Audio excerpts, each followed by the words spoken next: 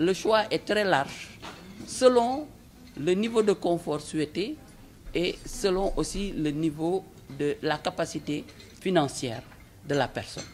Voilà ce que je pourrais dire sur les taxis dont les prix ont fait l'objet de beaucoup d'arbitrages en relation avec le ministère chargé des infrastructures et les opérateurs privés que sont les chauffeurs de taxis publics. Il y a même des offres plus élevées avec d'autres opérateurs publics de navettes privées qui sont beaucoup plus chers selon le niveau de confort et la rapidité qui est souhaitée par l'usager. Concernant les cuves de kérosène, peut-être certains responsables pourront y revenir.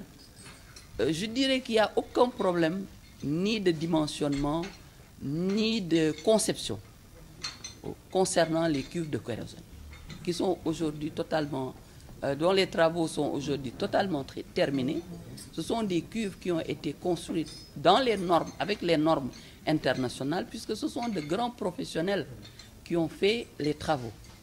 Je rappelle que c'est SMKD, qui est la société qui est aujourd'hui sur Léopold Sédar Senghor, qui se retrouve à AIBD et dont ses actionnaires principaux sont Total, Vivo, Oil Libya, etc., qui sont de grands groupes qui tiennent à leur renommée. Donc, ils ne feront pas n'importe quoi. Donc, les cuves sont terminées avec une capacité de 7500 mètres cubes contre 2500 mètres cubes sur Dakar. Les cuves sont en cours de chargement. La première est déjà chargée. La deuxième est en cours de chargement. C'est-à-dire que le 7 décembre, nous n'aurons aucune difficulté pour approvisionner les aéronefs en carburant. Et les dernières compagnies sont sur le terrain aujourd'hui, à partir d'aujourd'hui, pour leur audit classique par rapport à l'approvisionnement en carburant.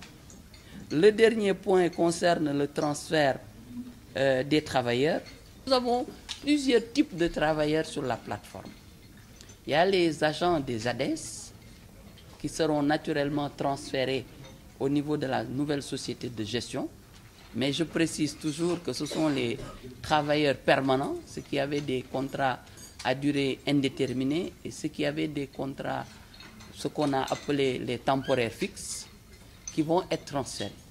Il y en a d'autres qui étaient au niveau des sociétés de handling, qui ont aujourd'hui trouvé un accord avec la nouvelle société de AS. Une convention vient d'être signée pour le transfert aussi de ce personnel. Il y a aussi tous les autres acteurs qui sont là. Dakar Catering, Server, qui va transférer son personnel. Mais il y en a aussi d'autres qui travaillent pour des entreprises qui ne sont pas transférées. Et le fait que ces entreprises ne soient pas transférées ne veut pas dire que ces travailleurs-là n'auront pas leur place au niveau de l'aéroport, puisque ceux qui prendront le relais auront besoin de travailleurs. Et c'est naturellement ceux qui sont expérimentés, les professionnels, qui vont aller travailler sur place. J'aime bien rappeler que les populations locales ont aussi leur place au niveau de cet aéroport. Pour tout ce qui concerne les travaux qui ne sont pas qualifiés, comme le jardinage, le nettoiement, etc., nous avons privilégié l'utilisation des populations locales.